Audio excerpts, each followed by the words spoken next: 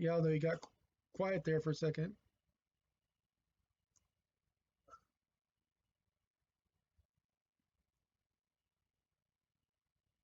Are you talking, Lurch? Okay, looks like this. Yeah, looks like it. Now I can hear you. Yeah. Okay. All right, I'm going to. Can you say something that I can use as a point of reference, and then I'm going to say respond, and then let me know like, and then like that was the stream. Okay. Um, Point of reference. Start now. All right, checking mic for Lurch.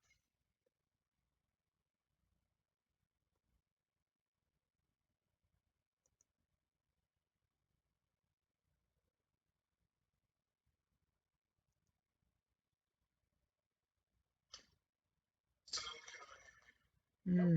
It caught up already, and he couldn't hear you. Yeah. Hmm. My view of your stream is only like 5 seconds behind. Hmm. Let me go into my.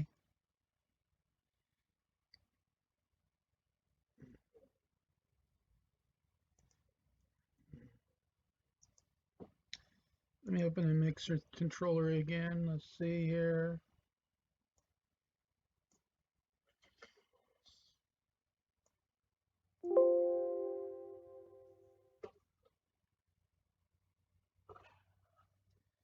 Let's see. Just turn system sounds up. That might help. Okay. Close that. Go to my sound settings. Let's try this again. We got the headset, Microsoft Array. We're going to switch that back to the headset. I'm going to go here. And we're going to set Discord to default. Default.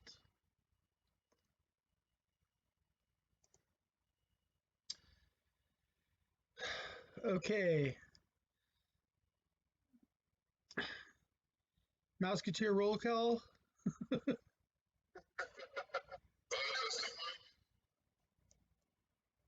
So, so,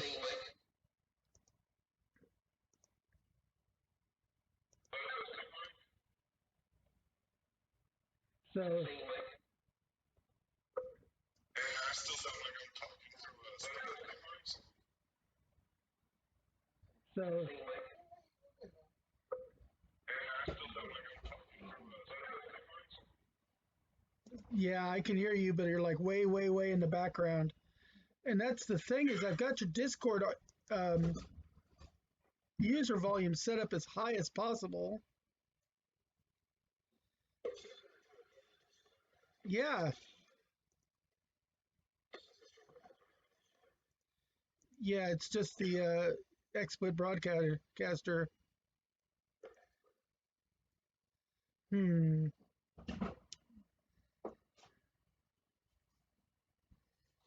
No, let's see, noise suppression. Da, da, da, da, da. I don't know. We're gonna go ahead and try to get through. At least we're like halfway through our stream. I don't want to do that to completely just leave our users hanging um, while we do technical stuff all this time. So let's see what we can do for them. Okay. I'm gonna go into my subject for now. Um, my subject. Okay, Hollywood is today seem to be running kind of out of brand new ideas in a lot of ways. So they're trying to rehash some old properties, and others they've figured out that it's not just the property that is the original appeal, it was the people that were in the property. So instead of doing remakes of things, they're starting to bring in back in sequels of things. Some properties are from extremely old shows. Like it started with Roseanne had that follow up was the Connors. Then Full House had Fuller House, and now Coming to America, a 30-year-old movie by Eddie Murphy and Arsenio Hall, just had a final sequel come in through Amazon Prime called Coming the Number to America, or Coming to America 2, as other people call it. And it's been streaming for the past couple of days, uh, available. And I gotta say, if anything is done right, this is probably the most right done product I've seen in this kind of franchise kind of handling. First off, all the classic characters that Arsenio and Eddie Murphy played in the movie are back. The entire group at the barber shop. Um, Randy Jackson, the singer with the who also did the Afro Sheen commercials, is back at the very end. You know, with his band Sexual Chocolates, and the preacher's there. Yeah, they brought in all kinds, and then they added a new Arsenio character, which was a shaman called Baba, who is really, really interesting. Now, I know from my girlfriend's kind of hearing on things that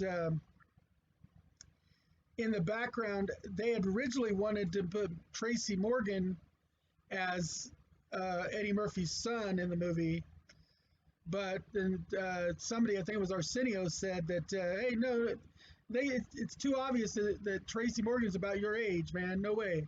So, but Tracy Morgan does make it in the movie. In fact, the extra actors in the movie look like they took some of the number one actors from BET Network and just went down the list. Because I mean, we got everybody guesting in this movie. They got Morgan Freeman narrating the funeral for King Jaffa. Um, we got Wesley Snipes playing the bad guy, kind of enemy army general. We've got Salt and Pepper and Gladys Knight coming in to do some singing. We got um, John Legend at the end comes in and sings. Is not actually in the movie, but he still sings one of the songs from the original movie at the end, just so he can have a cameo. I mean, there's some great cameos in this movie, and then you still have a lot of your favorites from the first movie, like Louis Anderson is still in the movie, working at McDowell's restaurant, um, and Mr. McDowell is still there. It's still got the same person playing Lisa. You know, they bring back the rapping twins, the twin girls, when he was looking for a bride. They come back at the end and come and do a rap with Sexual Chocolates. I mean, yeah, they come back and do their little song and dance like they did in the first movie. yes, yeah. My name is Peaches, and I'm the best. Who's like to touch my breast? Yeah, exactly. Uh, so they go off and they do all the things right that made the movie what the movie was. See, while still telling a different story, they bring in the elements that really made you fall in love with the first story. And those elements were, of course, Eddie Murphy and Arsenio playing 15 different roles, and each one more funny than the next. Um, Yeah. you know, like when Arsenio plays the one girl that they're picking up, and says, "I'm going to eat you up and your friend too." That's Yeah, from the original movie. yeah, Dude, I don't know if you saw my Facebook post. For the longest time, I thought an Arsenio Hall was a place, not a person. yeah. I saw that post. That's kind of interesting. No, So cause like when I was younger, I would hear the phrase, like Eddie Murphy and Arsenio Hall. I thought that and wasn't in. So it was like Eddie Murphy in Arsenio Hall, like he was performing in the location. so you thought he was in Arsenio Hall every time you heard Eddie Murphy and that's easy to do, I guess. I guess you never saw the Arsenio show then, which is where Arsenio was a No, talk show host. that's how I learned about Arsenio Hall being a person. It was like a YouTube clip from the Arsenio show. So you found out by the YouTube clip. That's insane. Yeah, no, Yeah. and Hollywood has been doing this now for a lot more and more. Like for instance, as another example, just less than 2 months ago, we got Bill and Ted's Face the Music came out, which is another late breaking sequel to a franchise. and that was another amazing movie. Um, Now, I would not put it as a better than the originals. I would put Coming to America 2 as possibly better than the first, but I would not say that about Face the Music. The biggest problem I think with Face the Music, there was a couple of things. First off, there's no real Rufus because, of course, George Carlin died. So, but they did manage to sneak him in a sort of cameo as a hologram. Uh, um, but no Rufus kind of has an effect. And then the trouble with the movie, I thought, was they tried to split their attention too much. I mean, they split half of their attention on Bill and Ted and half of the attention on their kids when they really should have put more heavy attention on one group and just let the other be kind of a little side note. I think they tried to go too far in evenly splitting the time between the two character sets. And I think that was a little bit detrimental to the movie. But overall, it was a good story, and it did round out the trilogy. Um, Seen that one yet? I'm going to watch it at some point before long. It oh, looks good. it's worth seeing, but like I said, it's not as good as the first two, in my personal opinion. But they're doing a lot of things like that. And TV's doing the same thing. Like I said, Roseanne ended up having the Connors. They had Fuller House to continue Full House. Peacock is now airing as sequel to Punky Brewster. Still just called Punky Brewster, but now she's grown up and has kids of her own. Um, there's For Dexter, the serial killer series. Is there a sequel for Dexter coming out? They're working on a new season. Oh, yeah, I heard about a new season coming out for that, and they do some of that too. Another one is Saved by the Bell has got a new series out with the original cast in it, some of them, and that one. And it's on. That's also on Peacock, I think, and so you can see like the first episode free, but then you have to be a subscriber. So I haven't seen more than the first episode, but they go back and now. Well, they have a very special episode about zero tolerance policies. Yeah, probably. Slater, I know, is the one of the main characters in the new series, but he comes in. He's the coach at the school now. Um, but the main character, of course, Zach, is now the mayor of the town, and he's married to his high school sweetheart. Of course he is. Zach Morris is the mayor of town. Yes. God, that sounds awful. Doesn't that sound weird? Bizarrely realistic.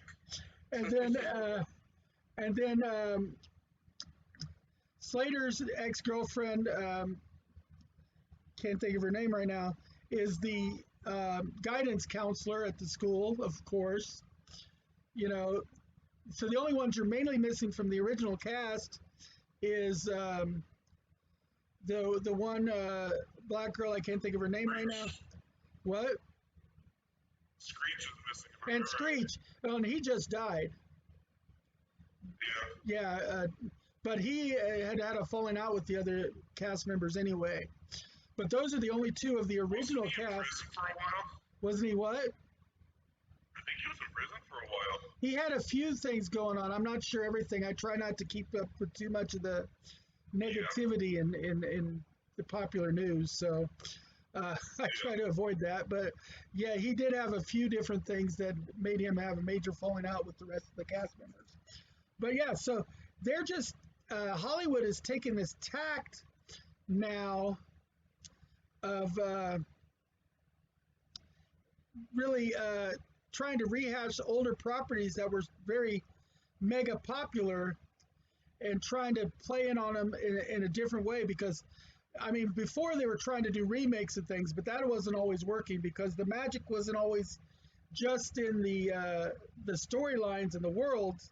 The magic was in the people playing the characters too, and you just couldn't duplicate some of that. You know, like Zach, for instance, was a very unique character, and just they couldn't just get anybody to play Zach. You know, and that was an important aspect of the Saved by the Bell. You couldn't just get anybody to play Bill and Ted. You needed it to be Withers and Reeves. You couldn't just get somebody to take the place of Arsenio and and Eddie Murphy. They have to be the originals to do justice to the property. James Earl Jones has to come in as King Jaffa. These were two important parts of the story to just try to back in, bring somebody else in to take their place. And they're starting. King Joffrey's funeral was probably my favorite part of that. That was an amazing funeral, and the fact that he got to enjoy 90% of it before he died, that's something nobody usually gets to do. So that's pretty good. He says, we're going to have my funeral is going to be grand. And we, let's do it before I die. Yes, do it while I'm alive to enjoy it. Yes. And then he goes, what a king, what a king, what a king, what a mighty good king. Yeah, that in and of itself was a production worth watching. If you don't watch the whole movie, just watch that. Yeah, that was great. Now let's see the other things that you guys were going to talk about. I know that Greg was going to talk about the merger with Bethesda and Xbox, the kind of back-end merger kind of thing. Hopefully we can get that touched on next week. That was his. Yeah, that was my topic. Oh, that was your topic. That's right. No, Greg's was Ghost Variations. Ghost Variations was Greg's other topic. And I guess that's something I'm not even going to attempt to talk on since we can't hear you guys properly. Hopefully next week I'll have the new computer and everything will be set up properly. We might want to log in a half hour early again and test everything out to do. Now, so the other main topic, I mean, we're not going to go through a whole 45 minutes of it. I've got a couple of little side topics I can go into afterwards. But the finale is finally done. We've been talking about this for the past several weeks.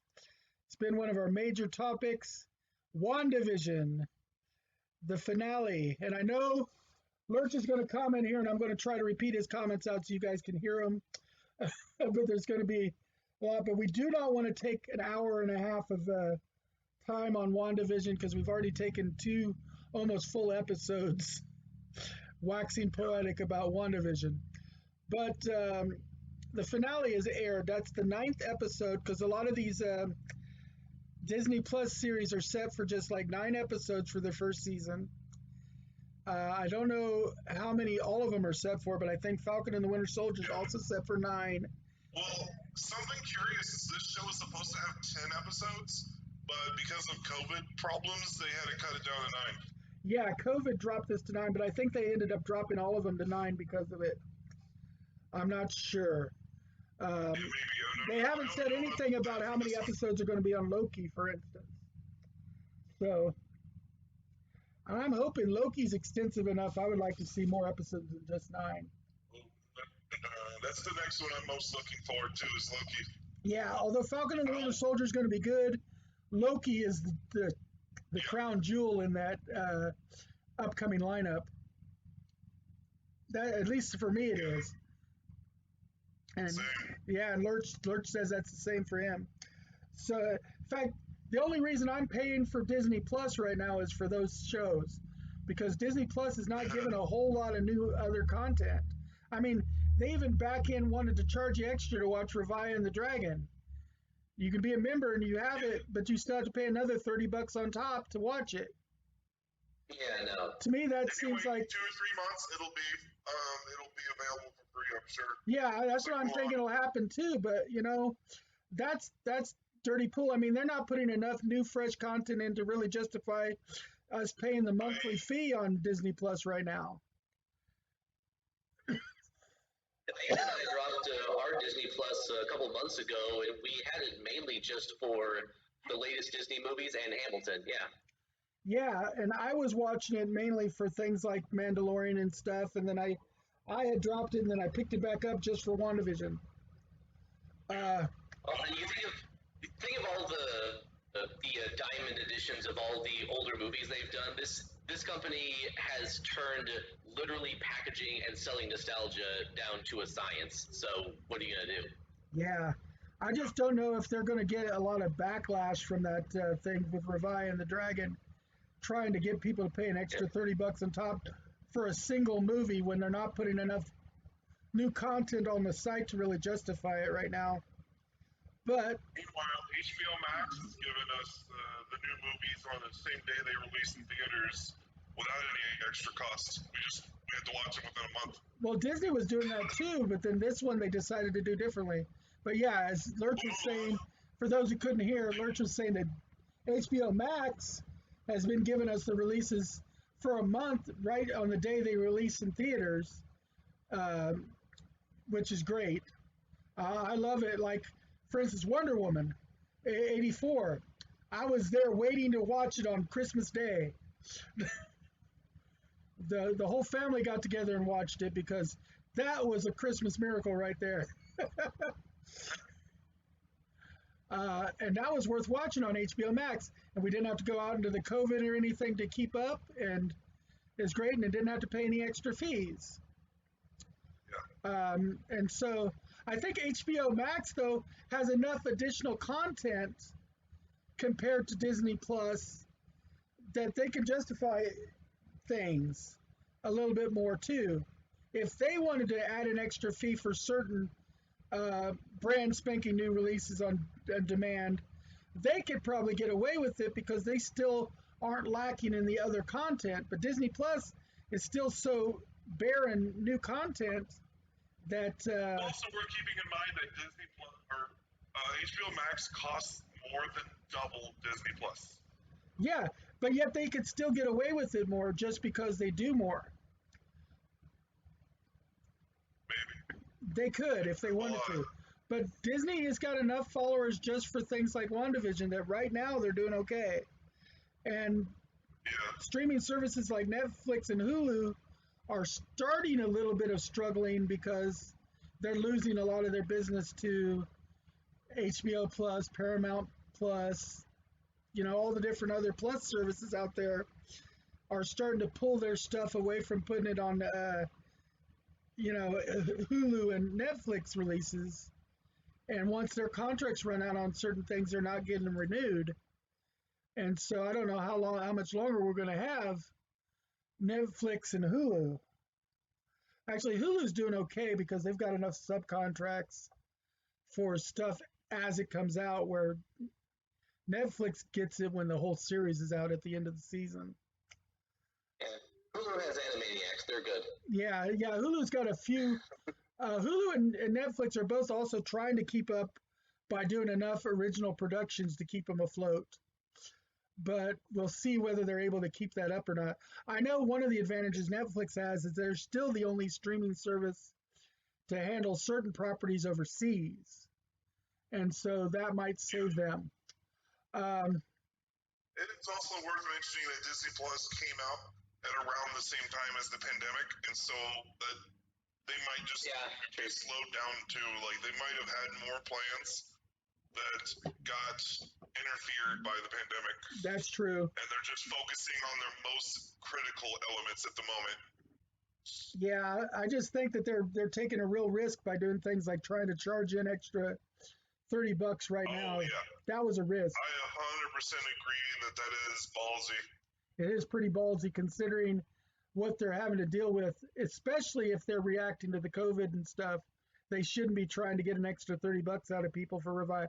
I would not be surprised that if there's a major box office crash in the amount that they expected to earn from that movie, because of the fact I'm that worried. It makes me worry about Black Widow whenever it comes out. When we start getting Marvel movies, I hope they don't charge for Black Widow. If they try to charge for Black Widow and stuff, again, that's going to be a major hit to their opening day tickets, because if they count the money in from that, they're going to find that they're losing money. They'd be better off sending it direct to Disney Plus and then just counting the viewership, because they can do a viewer count of people who tuned into it on the first day and adjust the demographics that way. They're making plenty of money. Around the time WandaVision started, if I remember right, around the time WandaVision started, they got a huge increase in subscribers on Disney Plus. And the last I looked, they were over 90 million subscribers. And when you're thinking that 90 million, and it's $7 per subscription. That's $600 million in a month of revenue. They're spending $25 million an episode on WandaVision. That $600 million pays for 1 month of subscription, pays for the whole series of WandaVision, plus triple that. It's like triple 90 million. 90 million times $7 is $540 million. So yeah, 540. I think it's $7.99, so it might be $8. Either way, yeah. Like I remember, No, it's 630 million. I'm sorry, 630 million. So 630 million. 630. Yeah. I slipped a digit, but that's $630 million $7 a month. Yeah. So is it $6.99 or $7.99? It's $6.99. Yeah. Okay. So it's about $630. You said $630 million? Yep. Yeah. So the entire budget of a really expensive TV show, and in a month they made 3 times that much off of subscriptions. Well, so they can afford to not charge extra for that Raya the Last Dragon. Yeah, they could, and so that's a little ballsy of them. Yeah. To push like a premium, like a sneak preview incentive, like $5 you get to see the movie a week before it releases officially. Yeah, if you got to see it before it went in, it might work. Yeah, if you got to see it before it went to the box office, that might work. But then, like you said, $5-10, not 30. Yeah. We'll see, though. I mean, it is Disney. I think didn't it work for Mulan, though? I mean, that's where they tried it with first, was Mulan.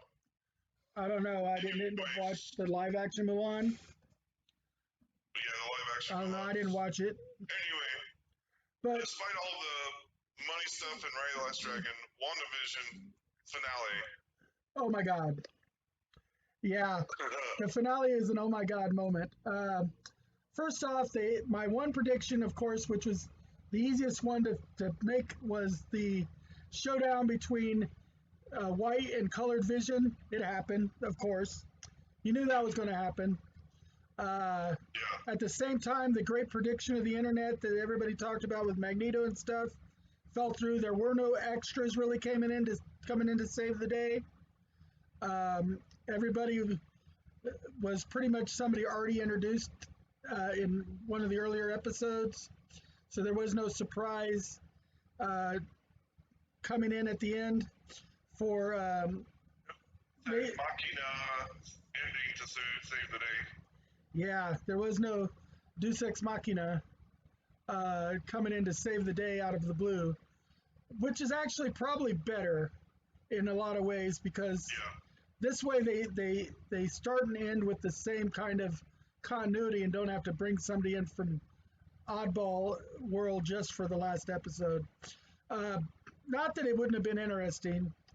Now, the great reveals, now this is a spoiler area. I will point that out again. Anytime we start talking about TV shows and movies, we do get into spoilers, and this is a spoiler heavy area. So if you have not watched the finale of WandaVision and you don't want spoilers, I would stop tuning in right now. But one of the big spoiler things is they finally kind of explained Pietro in his appearance. Of course, they didn't use the Pietro from the Marvel Cinematic Universe, because he only had the one movie he showed up in at all, and then he died. Instead, we got Evan Peters, who played Pietro in the X-Men franchise, showed up in like 2 or 3 movies over there, and yet you come to find out he's just a regular citizen of Westview who Agnes had messed with a little bit to impersonate Pietro to be her eyes and ears, but she didn't control him. She just brought him in, and he turns out to just be this guy named Boner. And he even, He was the husband Ralph that Agnes was always talking about. Yeah, Ralph Boner. And yeah, it's exactly it. She's kept talking about Ralph. He was Ralph. Um, Yep. but we did get the major showdown between Agnes and Wanda. And of course, they did some of the classic turnaround strategies. My favorite, of course, was the classic turnaround where near the end of the combat, um, Wanda has given all of her magic to Agnes, or it appears she has. Agnes goes to cast a spell and nothing happens. Then you see runes floating in the air behind her. And Wanda says, "You taught me well. Only the witch that casts the runes can cast any magic within that rune space. Guess what? You're mine." And she went to take over the day. Um, Vision, Colored Vision, kind of won his battle by doing a memory awakening in White Vision. First, he did like kind of a first he did like a Spock logic thing by confusing White Vision by saying, "But who's the real Vision here? Are you the real Vision, or am I the real Vision, or is either of us the real Vision? Because none of us contain everything that makes up Vision." And it made a logic puzzle confusing the White Vision and got him to let him awaken the memories, which was, I thought, a great little nerd kind of throwback to things like the old Spock puzzle, and stuff like, everything I say is the truth. I am lying. Does not compute. You know, logic puzzles like that, which actually goes also back to Labyrinth, when one of the puzzles to get through the Labyrinth doors was one character always told the truth and one character always told a lie. And how do you get through the door? Problem. Yep. Yeah, classic. Classic logic problems that brings about, the thinking part, because, I mean, let's face it, nerds are now becoming a very mainstream thing. But back in the day when I really started being in the nerd culture, before some of you guys are born, because I just hit 50 last week, nerd was reserved for people usually of the really high IQ, the really cerebral thinkers. They were not just the outcasts, but they were the outcasts who also had hobbies and stuff that were higher thinking hobbies. There were a lot of mathematicians, a lot of physicists, chemists, rocket scientists, literal rocket scientists were the nerds.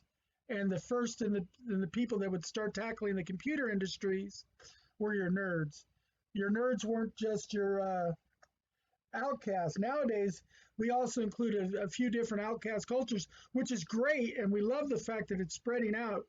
But it was nice to see that return to a logic puzzle as one of the things that they hit you with, because Besides just being a logic puzzle, it was a very specific logic puzzle that causes Vision, the White Vision, to question um, what it takes to be the original one. Because he was asking, there was a Theseus' ship, and it was like, if Theseus' ship is really old and the wood starts to rot, and you replace the rotted wood with new wood, and over time, eventually you replace every piece of wood there, and it's long after Theseus is dead, is that still Theseus' ship?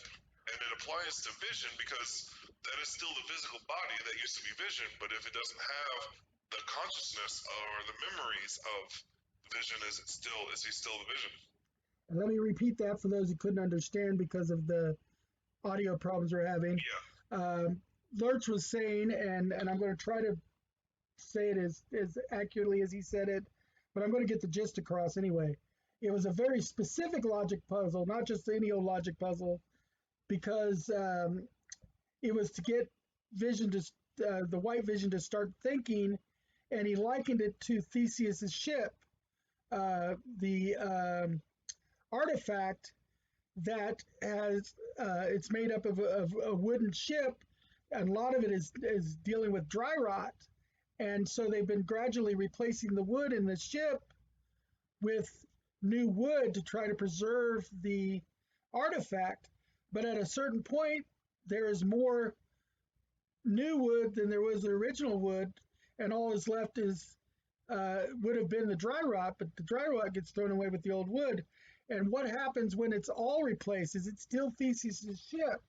And that's what they were likening the whole thing to. And they even mentioned Theseus's ship in the episode, which is great for those who are into archaeology and ancient artifacts and stuff. It's a nice little snippet of information that they also shared out, because what makes something a thing in the first place? Like what makes a person a person? Is it their biochemistry and their genetics? Is it their memories? Is it a combination of both? Is it their emotions or their thoughts? Is it all of it together? Is it any one thing? And that's the thing that Vision brought into question to the White Vision, or the automaton Vision, who was supposed to be callous and unthinking, and a true synthezoid, because that was the real difference. Because they explained in earlier part of the episode, when Vision asked, like, so what am I? He is basically the parts of the Mind Stone given over to Wanda, translated into her love and her emotions and her bond to the original Vision, made manifest. So he's her ideal of Vision. And then the White Vision is, if anything, the absolute opposite of that. He is the ideal of the unthinking synthezoid. But Vision is on neither side of those extremes. The true Vision is somewhere in the middle between the two. He has developed some emotions and stuff, because the Mind Stone, as being incorporated into Vision when he was created, awoke Vision enough that he could relate some emotional feedback. He had an EQ. For a synthezoid, you normally don't have an emotional quotient. You just have an intelligence quotient. You're an artificial intelligence system. And the two Visions then were the EQ and the IQ brought together into the two sides of the brain that generally makes up what we call sentient consciousness. So that was a great parable for everything in the whole concept of Vision as a character. Also, it was nice to see the boys had more things to do in this episode. Speed ran through and took his brother to safety, but then they both came out and kind of helped wake Wanda to the fact that when she was collapsing the world, she was collapsing their family, because their family was tied into the world. Because Vision and Speed and Wiccan were all basically crumbling into divergent matter as the world was collapsing around them, the little pocket anomaly, when Wanda was dispelling it. And so she had to reinforce that and close it down.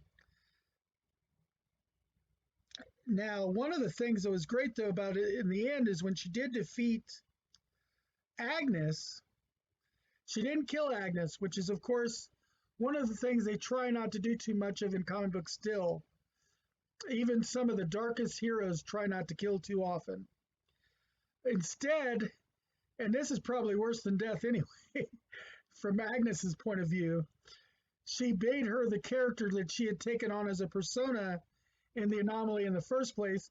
She became the ditzy 1950s neighbor. Yeah. With all the cliche sayings like "okie dokie, artichokey." Yeah. I'll see you later. Not if I see you first, hot stuff. Before she gets put under, she's like, "You're so cruel." Yes, she points out the cruelty of it to Wanda, and it is, in Agnes's mind, that's the ultimate cruelty, because Agnes lives for power. The one divergence between the Agnes in the TV show and the Agnes in the comic books, the Agnes in the comic books is in a lot of ways a heroic character who helped other heroes. Helped raise Franklin Richards, helped train Wanda. She came and helped in a few battles where mystical aid was needed. But in the TV show, it was more about her wanting the power and the understanding of the power that Wanda had. And even when they went back to Salem back in the 1600s, her defeating her coven originally was because she had a strive for power that was not her right to claim. Yep. Now, I don't want to spend the entire time before we go on WandaVision. We spent a lot of time on WandaVision in the past several episodes. Basically, every episode we've done has had a big WandaVision section. This will be the last WandaVision section for now, unless we're comparing it to some of the new shows.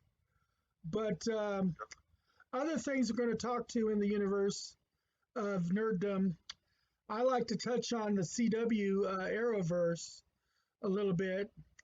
That's important because the new Flash aired yesterday. Now, I fell asleep on it today, so I need to go back and watch it.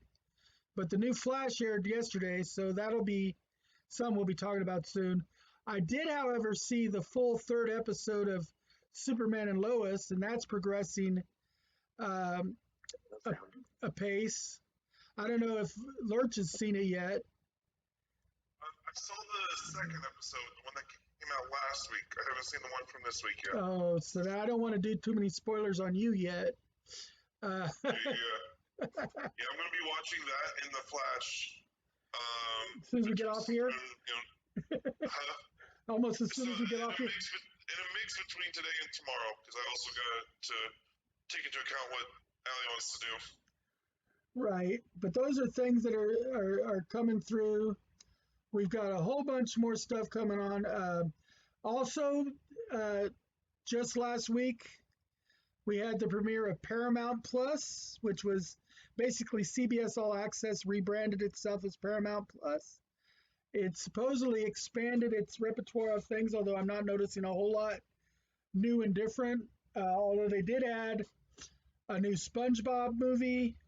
I'm not a SpongeBob fan personally, but if you're into SpongeBob, there's a new SpongeBob movie you can watch there. A few other things that are worth noting. They brought on the next episode of Tuning Out the News, or whatever it's called. The next season of that. I had not realized there was a first season, but it was a cartoon news program. But the nerdosphere has been kind of active as COVID is slowly starting to release the world from its death grip. It's still there. It's still something to worry about. People still need to take precautions, but it is releasing some of its grip. So some things are getting done now. More and more stuff is starting to release in the nerd culture. Like, I actually even went into a game store last week for a couple of minutes anyway, just to pick up the new Tasha book finally for Dungeons and Dragons, as one of my birthday gifts to myself in addition to the computer. And I just backed a Kickstarter today. It had like 13 hours left when I backed it for the Dungeon Alchemist. You might want to check that out. If you're into playing a lot of Dungeons and Dragons, it's definitely worth it. It's a 3D mapping program coming out of the UK, and you can get a lifetime membership to it for just a $30 Kickstarter thing if it's still going. I think you still have a little bit of time left before it expires. Let's actually even look and check out Kickstarter. So Dungeon Alchemist. Oh wait, no, that's the wrong link. That one's another language.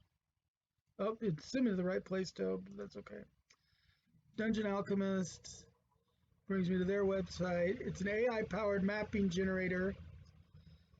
As you can see coming up on the screen, You can go pledge and see how much time is left.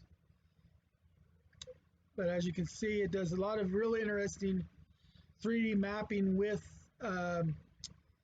furniture and accessories and things. So you can do taverns and stuff. And right now, if you go pledge, let's see how much time is left on it.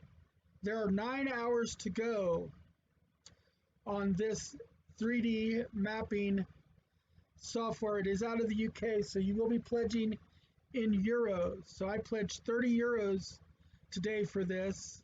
Comes to about $35 US, but that is the cartographer level pledge that gives you a lifetime license and all stretch goals unlocked. Then there's some other pledges, of course, that you can get. But definitely, if you're into tabletop role-playing games and you like advanced, extensive mapping, this is a way to do it, because then you can make the map and then print it out on your color printer and use it in your game, and it'll be like you're getting the really good photo quality maps that come with the printed modules, because it basically creates the map in like a 3D and then flattens out the 3D for the printout version, but in a way to where you can fully utilize the map. So it's something I think that gamers are really going to be able to enjoy. I know Chris Stewart was sharing stuff about it like a little over a week ago when he backed it. I think he was one of the earlier backers. And I saw it was coming down to less than a day left, and I barely got in on it, but I went ahead and did that since I had enough left on my birthday fund to do that. I try to back one Kickstarter a year just to let people know I'm on disability, so I don't have a big income coming in. But I do try. I love our independent producers and stuff on Kickstarter. Kickstarter is something I totally support. And so I try to back at least one Kickstarter a year, and this is what my backing was this year. And it's really a phenomenal thing to check out. I don't know, Greg, have you looked into backing Dungeon Alchemist? I hadn't heard of this until you brought it up, but I'm definitely going to skim through this. You got about 9 hours to back. And, Chris shared it about a week ago. well, you know, life. Yeah, life. but $2.7 million of a $53,000 goal, that's impressive. Well, they have more backers than the number of backers they have is higher than the number of dollars they needed to make this work. Yeah. Well, they backed it in 3 hours from the launch time. So I can see that. Yeah, that was pretty fantastic. Yeah. Yeah, but the number of backers actually outdoes the number of dollars they needed, or euros that they needed in order to go live. That's insane. But it's just that popular. And if you look at the videos in the on the website, I can share one of the videos here. You can Ever felt uninspired, technically challenged, or just bored when creating your game maps? Yeah, we know the feeling. That's why we created Dungeon Alchemist, an AI-powered map-making application that allows you to make awesome-looking maps with just a few clicks. Here's how it works. Start by selecting one of our map sizes that works for you. Next, choose a theme for your map. Start off with an old-school crypt, a bustling tavern, or many others. And off you go. Just start drawing rooms and Dungeon Alchemist will fill in your walls, floors, objects, lights, and so on. Pretty neat, right? Each new room is generated on the fly to match your theme and looks completely unique. Dungeon Alchemist does all the grunt work for you, so you can focus on creating. Once you're happy with the rooms you've designed, the fun really starts. Each room can be selected, and you can update its theme and fun. I just don't play it much. I play it sometimes, but I don't play it much. Right. But as you can see, the mapping level detail, if you're watching the video there, is pretty fantastic. I really think it's going to be one of the better products coming out through Kickstarter.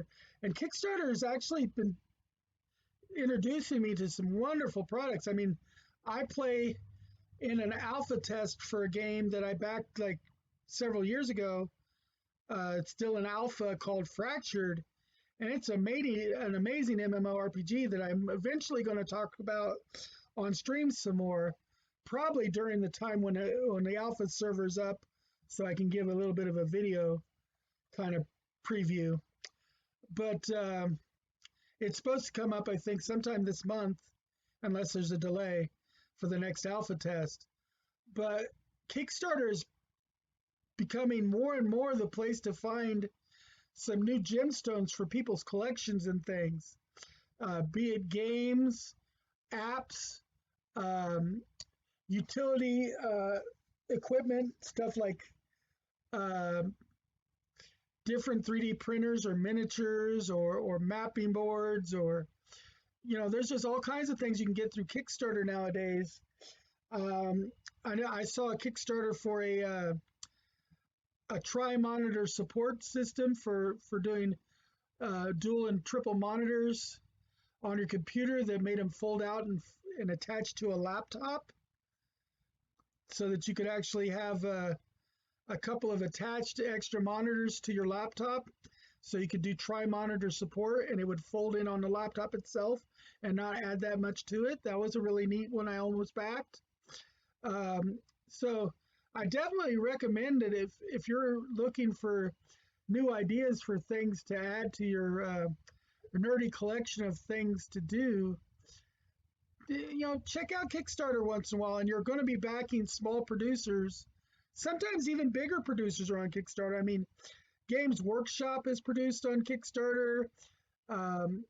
Some of the people who write for like Wizards of the Coast and stuff have done private projects on Kickstarter. Keith Baker has done Kickstarter, good friend of ours. That's a team. That book that Satine Phoenix is working on, when that's ready, that's going to be on Kickstarter. Yes, Satine Phoenix's new book for the Sirens of the Realm will be on Kickstarter. And Satine is like the poster girl for D&D. She don't necessarily count as a small producer, because she's got enough backers and stuff that she could probably just advertise it on her website and get it covered.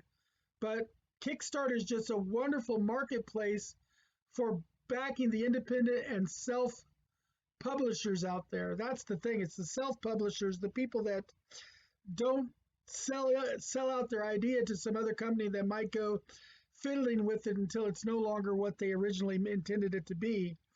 The producers are the ones that are putting it up on Kickstarter in the first place. And so you're really getting the vision of the people that are putting it up there, not some watered down version that has had to go through corporate hoops to be produced. Yeah. So we know some people that have kickstarted new comic books there. We've given panels at our gaming convention on how to run a Kickstarter campaign before. So here our Game Expo was funded through Indiegogo. Yeah, we had one year where in order to sign up to go to game, we did the sign-ups through Indiegogo, which is another version of Kickstarter, a little bit smaller version of Kickstarter, but it was a way to track some of our sales and stuff. And we did rather well that year too. It was like one of our highest selling years, if I remember correctly, because that was right before the numbers started to drop on conventions across the country. So it wasn't just us that felt kind of the burn. And then, of course, COVID killed some conventions completely for a while. But we're hoping to stay afloat here for you guys until we can go live again. And that's part of the reason for Game Time, is to keep in touch with you, our members and fans, and let you know we're still here. And we're still working in the background to get the convention going once COVID moves out and goes to bug somebody else for a while. Yeah, that question came up from somebody in our social media, and yes, when we know that Game Expo is going to be a thing this year, you will know. Yeah, but we don't want to give any dates and stuff until we're definitely going to throw something. Um, we're also looking at doing something virtually as well, and we're going to look into that. I'm still waiting on my interview with Burgess Meredith's grandniece. Originally, I was going to talk to her on Monday about it, but something came up and she had to cancel on me that day. So I've still got to get with her to find out the best time to do that interview. But that will be an upcoming interview in the future. I don't know whether it'll be during game time or it'll be during another special time slot all its own. I'd like to see it during game time because I'd sure love to have some questions come in from Greg and Philip as well to her, and not to mention you guys in our chat room. I do want to do it live so I can get some chat room questions either way.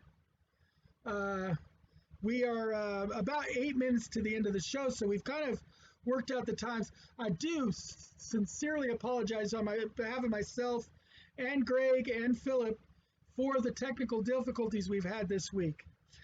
We don't know what's going on. Hopefully, getting my new equipment next week will help. In the interim, I'm also going to try to see if there's some settings I can do to help make this work a little bit better for us. But right now, it's just, it's crazy. We're going to try to log in early next week, just a little bit early, just to iron stuff out again, because we have been logging in early and trying to get the technical stuff out of the way before the official start of the show. We do officially start at 8 p.m. on Wednesday evenings. We won't have Greg next week. Some things might work better just because we have less people. You never know, because it worked really great for me and Philip last week when Greg couldn't make it. We were sorry to not see him here, but he had a personal emergency. A friend was in the hospital and he had to go help them out with some things. I won't go into the details. That's their private stuff. But we did miss Greg when he wasn't here. Well, there you have it. It's me. We don't know how it's me, but it's obviously me. Yeah, it's Greg. He's part gremlin and part Dresden wizard. Technology likes to collapse around him, and yet he streams himself, and his streams just go just fine on Queen City Cardboard. So I don't know. Sometimes. Sometimes. We're hoping once I get the new computer, we will also be able to actually share the stream out to both Lurch and Greg's channels as well. So that means there'll be 4 different channels that you can go to actually see this show. Right now, we should have the other channels set to automatically host this when it comes on, but it's not quite as interactive as getting it fully live where we're monitoring the chats and everything too. I do want to thank Sophia Starr in the chat room. That's my girlfriend Allison, who's my production assistant. She tries to give us kind of a viewer's eye view of what's going on so that she can tell me what's happening from you guys' perspective. And also she tries to point out when you say something in chat while we're too busy actually doing what we're talking about. She works really hard in the background for us. So she's like an unsung hero and part of the crew here as well. At other times, we're going to also bring in, hopefully, some of the other members of the board of directors for game, and maybe even some of our guests and stuff that we've had at other shows. I'm still trying to get a hold of some people to see if we can get some other interviews going on. So keep tuning in to us every Wednesday. And the only other thing I want to update people on is I did finally get one of the episodes. Last week's episode did get moved over to my YouTube channel. It is moved over in several parts because that's the only way it seems to want to work right with the processing on YouTube right now. But I did get the last episode up, so if you want to go see what we did last week, you can go to my YouTube channel. Just look up Gamer Seuss on YouTube, and there is a category called Game Time, which is where I put these shows, and you can see our last episode. And I'm going to work this week to get this episode up there as well, even with all the technical difficulties. I'm still going to try to get it up there and make it work properly. Yeah. And let them know about what, Greg and I, Greg, do you have a plan for what your next stream is going to be for Great Queen City Cardboard? I do not. So I think I'm going to try to do something on Sunday and either invite people to do online board gaming if they're available, or failing that, just pull up something from the Steam archives and just hang out with whoever cares to join me. I might be up for something like that. Lurch brought up a good thing. I should tell you kind of what they've got coming up on their streams here in the near future. Greg has no definite plans yet, but he's thinking about possibly doing something this Sunday, either like a virtual tabletop board game or just hanging out over there on Queen City Cardboard. I might try to even log into that, because if we can play a virtual tabletop game, I've been jonesing to play a tabletop game for a while now. I mean, it's nice that I live in a house with 2 other people we could play games with, but sometimes you want to play with more than just 1 or 2 other people. And so I'd really like to play something. And I'd love to play some games other than what I have. Not that I have any dearth of games. I've got well over 100 titles, just like Greg.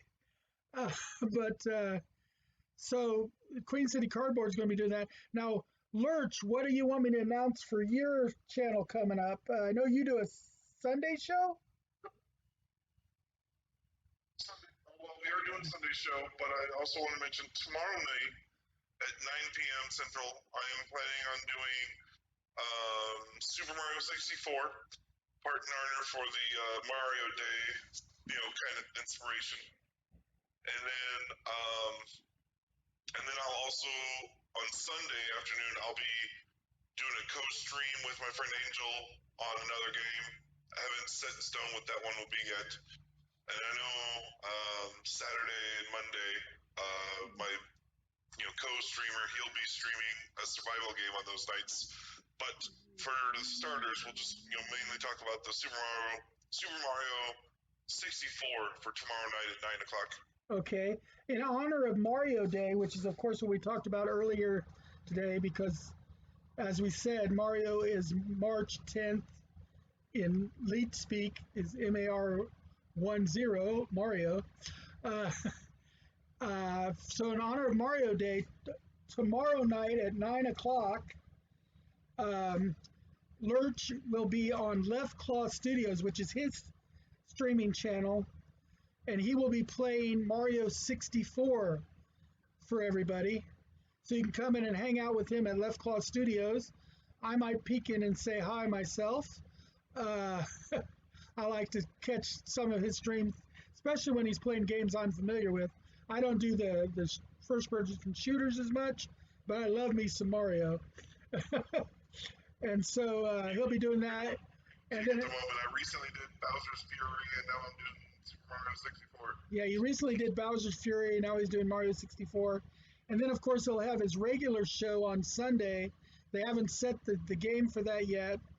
And then Saturday and Monday on his channel, his co-streamer, Angel, also called Lobster, will be streaming some games himself without Lurch there. So they've got a little bit of content coming out in the next few days as well.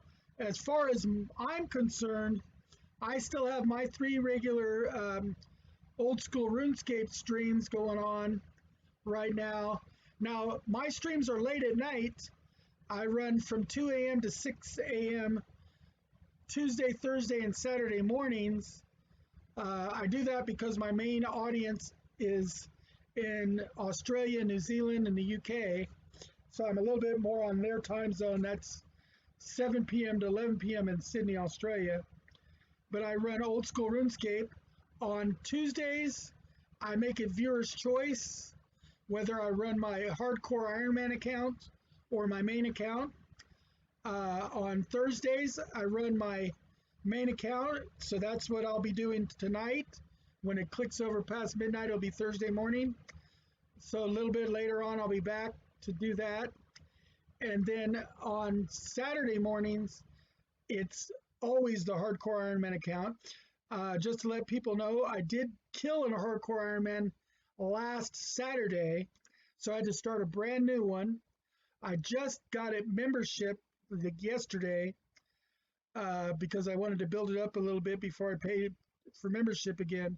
Now, as I said, I'm on disability, so I don't pay for membership. I use RuneScape Gold on my main account that I've earned, or sometimes I'm given bonds by my viewers. So that's one of the things about old school RuneScape. If you play, you can take the gold you earn and use it to turn it into membership time on the game instead of having to pay real world cash. So that's an interesting option. I did talk about old school RuneScape in one of our earlier shows, but that's where you'll find me other than this. And then, of course, working on that interview with Burgess Meredith's grandniece. And then sometimes I do log in as unscheduled streams. Right now, a lot of my unscheduled streams are popping in to work on my Hardcore Ironman because I'm just trying to build it up after having killed the one in the past. For those who don't know, Hardcore mode means that you get one life. Afterwards, you lose your Hardcore status and all your high scores and stuff are frozen at that point. And so it's not really worth playing the Hardcore character anymore as a Hardcore. You can still play it as an Ironman. Ironman means that you can't use the Grand Exchange and you can't get help from any other players. And so it limits a lot of the cooperative part of the game because you're basically going on an extreme mode. The only thing more extreme than that is called Ultimate Ironman. Not when you not only don't have access to the Grand Exchange or people's help, but you also have no access to the bank. So you have to carry everything around and or sell it or leave it in stash units, and that's it. So that's probably more information some of you guys want to know about RuneScape right now. New Zealand President Royal Flynn just popped into the channel. We're ending our show right now, though, Royal Flynn. I'm sorry to say. This is our game time show. We run from 8 p.m. to 10 p.m. Central Standard Time here at U.S. time. This is more for our local gaming community, although people are definitely welcome to watch from anywhere and ask questions. On today's show, we talked about Mario Day and a couple of board games. We talked about the finale of WandaVision on Disney Plus. We talked about the Coming to America and Bill and Ted sequels. We had a good time talking about all kinds of things in the nerdosphere, and we'll be back next week for that. I want to thank everybody for being here. On behalf of my co-hosts whose audio just wasn't working really good this week, I'm sure they want to thank everybody too. That's just not going to bother to say it because it's not going to come through anyway. They're laughing, but it's true. Hopefully we'll get some of these technical difficulties ironed out by next week. And if not, like I said, I get my new computer sometime between this Friday and next Friday. So hopefully that will fix things as well. It'll have a lot more power, so it'll be able to handle things. And I'll go through and clean up the setup a little bit. But we definitely appreciate you guys. Remember, as soon as we know if the game is going to go on again, we will let people know when and where to go for the Gaming Arts Media Entertainment Expo for all things in the nerdosphere, especially here in Springfield, Missouri. But of course, we produce our online content for anybody who wants to come in and listen to us babble all day long, because we're willing to talk if you're willing to listen. But everybody have a good night, and we'll see you next week. I'm going to go ahead and log out now. Have a wonderful, wonderful night. Keep gaming, and may all your rolls be 20.